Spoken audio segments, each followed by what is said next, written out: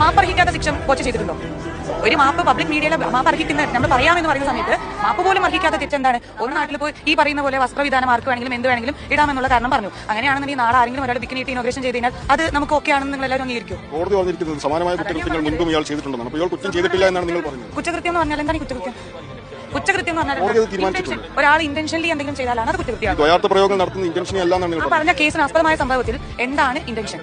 അത് ഇത് ഈ പബ്ലിക്കിന്റെ മുമ്പിൽ ഇത്രയും പറയില്ല. ഇനി അഥവാ ഇൻ കേസ് അങ്ങനെ ആണെങ്കിൽ തന്നെ അണീറോസ് എന്ന് പറയുന്ന വ്യക്തിക്ക് അപ്പൊ തന്നെ ആ ഒരു ഇത് ഇറങ്ങി വരായിരുന്നു അല്ലെ? അല്ലാതെ കഴിഞ്ഞിട്ടല്ലോ. ഇപ്പൊ ഞങ്ങൾക്ക് സ്ത്രീകളാണ്, ഞങ്ങൾക്കൊക്കെ എന്തെങ്കിലും ഒരു പ്രശ്നം ഒരു സ്ഥലത്ത് നിന്നുണ്ടെങ്കിൽ നമ്മൾ 4 മാസം കഴിഞ്ഞിട്ടല്ലേ കേസ് കൊടുക്കുക. നമുക്കത് അത് ഫിലിം ഫീൽഡ് പോലെയുള്ളൊരു മേഖലയിലുള്ള ഒരു വ്യക്തികൾക്ക് അവർക്ക് എന്തെങ്കിലും ഫേസ് ചെയ്യുന്ന സമയത്ത് സപ്പോർട്ട് ചെയ്യാൻ സംഘടനയുണ്ട്. സാധാരണപ്പെട്ട ഒരു ആൾക്കാർ പോലും അല്ല. അവർക്ക് വേണമെന്നുണ്ടെങ്കിൽ എന്ത് ചെയ്യായിരുന്നു? അപ്പൊ തന്നെ അവർ ബഹിഷ്കരിക്കായിരുന്നു. 4 മാസം കഴിഞ്ഞിട്ട് പറയുമ്പോൾ ഈ കാണുന്ന ജനങ്ങളൊക്കെ പൊട്ടന്മാരല്ലോ. അതൊക്കെ നമുക്ക് ഏകദേശം എന്ത് ചെയ്യാൻ പറ്റും? ഇതൊക്കെ അതിന്റെ പിന്നിലൊക്കെ വേറെ കളികൾ ഉണ്ടാവുന്നത് ഏകദേശം സാധാരണ ജനങ്ങൾക്ക് കുറ്റക്കാരി എന്നുള്ളതല്ല. പ്രതികരിക്കേണ്ട സാധനത്തിൽ പ്രതികരിക്കണം. കഴിഞ്ഞ കുറെ കാലം കഴിഞ്ഞിട്ടല്ല നമ്മൾ എന്ത് ചെയ്യുക? പ്രതികരിക്കുക. പിന്നെ വേറെ നാട്ടിൽ ഒരാളെ എത്രയോ കൊല്ലങ്ങളായിട്ട് സൗദി അറേബ്യയിൽ കിടക്കുന്ന ഒരു വ്യക്തിക്ക് വേണ്ടി തെരുവിലിറങ്ങിയ ഒരു വ്യക്തിയെ എന്ത് അടിസ്ഥാനത്തിന്റെ പേരിലാണ് 6 ദിവസം ഈ പറയുന്ന ജയിലിലിട്ടത്? ഞങ്ങൾക്ക് ഒരുപാട് കാര്യങ്ങൾ ചോദിക്കാനുണ്ട്. ഈ നിയമപീഠത്തിനോട് തന്നെ ചോദിക്കാനുണ്ട്.